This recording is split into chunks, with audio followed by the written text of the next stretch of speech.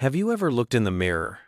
I mean, truly looked, past the familiar face you shave or apply makeup to every morning, and asked a quiet, terrifying question: who is that person really? Not the person you show to your colleagues, your family, or your friends. Not the curated, smiling version you post online, but the person who lives in the quiet shadows of your own mind. Have you ever wondered how close that person stands to an edge you hope never to cross? An invisible line, thin as a razor's edge, that separates the good, decent citizen you believe yourself to be from the monster you pray you will never become. It's a deeply unsettling thought. We build our identities on the bedrock of our own goodness. I am a kind person, I am fair, I am compassionate. Yet, one of the most profound and disturbing truths to emerge from modern psychology is that this bedrock may be little more than sand, ready to shift and give way under the right, or rather, the wrong pressure. The capacity for what we call evil isn't a rare mutation reserved for a depraved few, born with a darkness in their soul. It is a dormant seed, a terrifying potential that lies waiting in all of us. The most uncomfortable truth is that the person capable of monstrous acts may not be some distant other. That person could be you. You're likely shaking your head right now. Not me. You see yourself as fundamentally good. You return a lost wallet. You feel a pang of empathy for a crying child. You hold the door open for strangers. But let's be honest with ourselves for a moment, in the privacy of our own thoughts. Have you ever told a white lie to avoid conflict? Pushed a boundary just a little, because you knew you wouldn't get caught? Perhaps you've shared a piece of gossip, knowing it was unkind, but feeling the small thrill of being on the inside. These are not accusations, they are points on a map, because the path to true darkness is rarely a sudden plunge. It is a slippery slope, paved with thousands of tiny, seemingly harmless, and often justifiable steps away from your own moral compass. To understand how this happens, we need to talk about a man named Chip Frederick.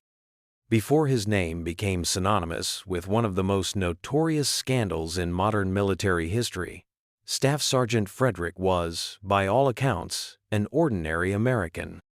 He grew up in a stable home in Virginia, had a normal IQ, and joined the Army Reserve with a sense of patriotic duty. He was a husband, a father. He was, in essence, a man you might know. A neighbor, a guy in your town. He was not a monster. Yet, when he was deployed as a corrections officer to the Abu Ghraib prison in Iraq, something inside him began to change. The pressures of his environment, the power he was given, and the system he was a part of began to warp the very fabric of his character. He became a key figure in the systematic abuse and torture of prisoners, acts that shocked the conscience of the world. The chilling question isn't what was wrong with Chip Frederick. The real question, the one we must have the courage to ask, is what was wrong with the situation that it could turn a man like Chip Frederick into a torturer? And if it could happen to him, what makes you so sure it couldn't happen to you? The journey into the darker corridors of the human mind can be unsettling, but it's also profoundly necessary for our own growth. If you feel that pull towards deeper understanding, if these questions are already sparking a new awareness in you, take a moment to subscribe to Mind Decode Explained. We don't shy away from these difficult truths, because it's by navigating them together that we find our way back to the light. At the heart of our resistance to this idea is a powerful myth we tell ourselves, the myth of the fixed, unchanging self. We desperately want to believe that our character, our integrity, our kindness, our decencies, a solid internal core, like a diamond, that remains constant regardless of the circumstances. But psychology reveals a more fluid and, frankly, more frightening reality. Who you are is not a stone, it is a river, its course and current profoundly shaped by the landscape through which it flows. You are not the same person when you are laughing with your oldest friends as you are when you are sitting in a formal job interview, are you? You are not the same person when you are feeling safe and secure as you are when you are feeling threatened and afraid. This adaptability is a key to our survival, But it is also the key that can unlock the darkest rooms in our minds. We are all, in a sense, chameleons, changing our colors to match the environment. The danger arises when the environment itself becomes toxic. This terrifying malleability of the human character was put to its most harrowing test in a series of experiments that would haunt psychology forever. In the early 1960s, a Yale psychologist named Stanley Milgram, troubled by the question of how so many seemingly ordinary German citizens could have participated in the Holocaust, designed an experiment to test the limits of obedience. He recruited ordinary people from all walks of life, teachers, engineers, postal workers, for what they were told was a study on memory and learning. Each participant was assigned the role of teacher and was instructed by a stern, lab-coated authority figure to administer an electric shock to another participant, the learner, every time the learner made a mistake on a word-pairing task. With each error, the voltage was to be increased, starting from a mild 15 volts and going all the way up to a terrifying 450 volts, marked on the machine as XXX danger, severe shock. What the teacher didn't know was that the learner was an actor and the shocks were fake. The real experiment was a test of their own conscience. As the voltage climbed, the actor in the other room would begin to cry out. He would grunt at 75 volts. At 150 volts, he would demand to be let out of the experiment. At 180 volts, he would cry that he could no longer stand the pain. At 300 volts, he would scream in agony and then fall ominously silent, refusing to answer any more questions. The teacher would often turn to the experimenter, distressed, wanting to stop. But the man in the lab coat would respond with a series of calm, escalating prods. Please continue. The experiment requires that you continue. It is absolutely essential that you continue. You have no other choice. You must go on. What do you think you would do? Before the experiment, Milgram surveyed his students and colleagues, and they all predicted that only a tiny fraction of people, perhaps only the most sadistic, would go all the way to 450 volts. The reality was a bombshell that shattered our understanding of human nature. A shocking, horrifying 65%, nearly two-thirds of ordinary people obeyed the authority figure and continued to administer shocks all the way to the maximum life-threatening level, even after the learner had fallen silent. These were not sadists. They were men and women who were sweating, trembling, stuttering, and pleading to stop. Yet they continued. They were caught in a psychological vice, torn between their own moral imperative not to harm another human being and the immense situational pressure to obey a legitimate authority. Milgram proved that it doesn't take an evil person to do an evil thing. It just takes a good person who is following orders. This was not a one-off finding. Just a few years later, in the summer of 1971, another psychologist, Philip Zimbardo, took this exploration a step further. He wanted to understand how the power of a situation could not just compel obedience, but fundamentally transform a person's identity. He created a simulated prison in the basement of the Stanford University Psychology Building and recruited 24 of the most mentally healthy, well-adjusted, and normal college students he could find. They were randomly assigned, by the flip of a coin, to be either a prisoner or a guard for a 2-week experiment. The transformation was immediate and terrifying. The guards were given khaki uniforms, reflective sunglasses that made them anonymous, and wooden batons as symbols of their power. The prisoners were arrested at their homes by real police, stripped, deloused, and made to wear smocks with no underwear, with a chain bolted around one ankle. They were no longer individuals. They were referred to only by their numbers. Within hours, the roles became reality. The guards, who just the day before were ordinary, peace-loving students, began to exhibit sadistic and cruel behavior. They woke the prisoners in the middle of the night for humiliating counts, forced them to do push-ups as punishment, and began to see them not as fellow students, but as scum. They took away their mattresses, forced them to clean toilets with their bare hands, and used a small, dark closet for solitary confinement. One guard, in particular, became so notoriously cruel, crafting inventive and demeaning punishments, that he was nicknamed John Wayne. He later admitted that he was channeling the brutal prison warden from the movie Cool Hand Luke. He wasn't acting on orders, he was improvising, consumed by the power of the role he had been given. The prisoners, in turn, became passive, helpless, and emotionally broken. Some had acute breakdowns. The situation became so toxic, so real, that the experiment, which was planned for 2 weeks, had to be shut down after only 6 days. As Zimbardo himself concluded, what he had created was a situation where the line between role-playing and reality had vanished. The good boys he had carefully selected had been transformed by the institution itself. Some had become cruel tormentors, while others became broken victims. It demonstrated, in the most visceral way, that the systems we create can overpower the good intentions of the people within them. When you hear these stories, the temptation is to distance yourself. Those guards were weak. I would have resisted. But this is the most dangerous illusion of all the belief in your own moral exceptionalism. The humbling truth is you don't know.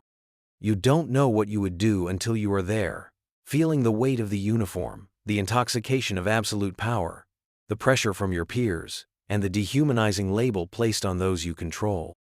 So, what are these powerful forces? What are the specific psychological mechanisms that grease this slippery slope to evil? Psychologists have identified several key ingredients that create a perfect storm for good people to do terrible things. The first, as we saw in the Milgram Experiment, is a blind obedience to authority. We are trained from birth to respect and obey authority. Figures, parents, teachers, police officers, doctors, bosses. This is generally a good thing. It allows society to function. But this instinct can be hijacked. When an authority figure tells us that what we are doing is necessary, important, or for a greater good, it can silence the dissenting voice of our own conscience. The participants in Milgram's study weren't acting out of personal malice. They deferred their moral judgment to the scientist in the lab coat. This dynamic has played out on the grandest, most tragic stages of history. The Nazi officers who orchestrated the Holocaust were not, for the most part, frothing at the mouth psychopaths. Many, like Adolf Eichmann, were chillingly ordinary bureaucrats, men who saw their work as simply a job to be done efficiently. They were, in the now famous phrase by philosopher Hannah Arendt, embodying the banality of evil. They were following orders. Think back to Chip Frederick at Abu Ghraib. He was part of a military chain of command in a chaotic war zone, under immense pressure from his superiors to soften up prisoners for interrogation. The authority of the system gave him permission to cross lines he would never have conceived of crossing back home. So, ask yourself, how many times in your own life have you done something not because you believed it was right, but simply because someone in a position of power told you to? Questioning authority is not cynicism, it is a vital moral safeguard. The second ingredient is the diffusion of personal responsibility, which often comes hand in hand with anonymity. It's a psychological escape hatch. When you are part of a group, your individual sense of accountability melts away. If everyone is responsible, then no one is responsible. This is why people in mobs do things they would never do alone. It's why soldiers in a firing squad can all pull the trigger, because no single person feels they fired the fatal shot. The uniform, the mask, the anonymous username, they all serve the same purpose. They strip away your individual identity and the moral burdens that come with it. A Stark field experiment demonstrated this perfectly. Researchers abandoned a car with its hood up in 2 different locations. The first was in a rough neighborhood in the Bronx, a large, anonymous urban environment. Within 10 minutes, the looting began. Within 3 days, the car was a completely stripped, vandalized wreck. Then, they replicated the experiment in the small, tight-knit community of Palo Alto, California, where people felt seen and knew their neighbors. The car remained untouched for over a week. Anonymity was the key variable. When we feel seen, we feel accountable. This explains the behavior of the guards in the Stanford experiment. whose mirrored sunglasses hid their eyes, creating a barrier of anonymity. It explains the cruelty of keyboard warriors who hide behind anonymous profiles to spew venom they would never dare say to someone's face. And it was a crucial factor at Abu Ghraib, where soldiers, part of a large faceless institution, felt their individual responsibility dissolve into the collective. The third, and perhaps most insidious ingredient, is dehumanization. To get a good person to harm another, you must first convince them that their victim is not, in fact, a person. You have to strip them of their humanity, their individuality, their right to empathy. You turn them into an object, a statistic, a label. In a powerful study by the renowned psychologist Albert Bandura, he had student participants act as supervisors who could punish another group of students for poor performance. In one condition, the participants overheard an assistant referring to the other students in dehumanizing terms, calling them animals. In another condition, they were referred to in humanizing terms as perceptive and understanding. The results were stark. The participants who had heard the dehumanizing labels administered significantly more painful and prolonged punishments. The label was all it took to flip the empathy switch to off. This is the psychological trick as old as conflict itself. The Nazis portrayed Jews as rats and vermin. During the Rwandan genocide, Hutu propaganda broadcasts referred to Tutsis as cockroaches that needed to be exterminated. At Abu Ghraib, the Iraqi prisoners were labeled as terrorists, detainees, or simply by their numbers, stripping them of their names, their families, their stories. Once you label a group as subhuman, you give yourself permission to do the subhuman to them. Listen carefully to the language used in political debates or online arguments today. When people are referred to as scum, parasites, libtards, or deplorables, it's not just rhetoric. It is the first step on the path to justifying cruelty. The moment you stop seeing the full, complex, flawed, and beautiful humanity in another person, you have opened the door to your own monstrous potential.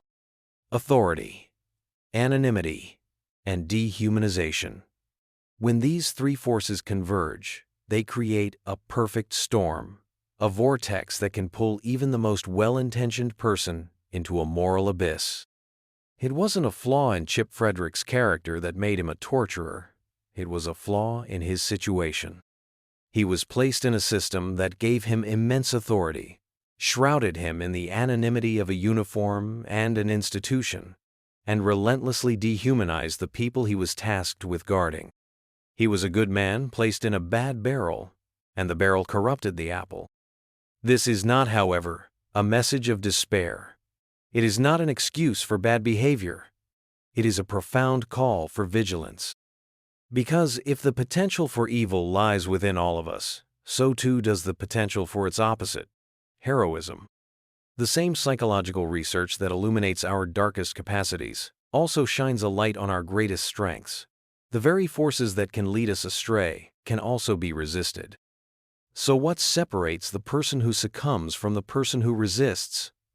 What separates the guard who becomes a sadist from the person who says, "No, this is wrong"?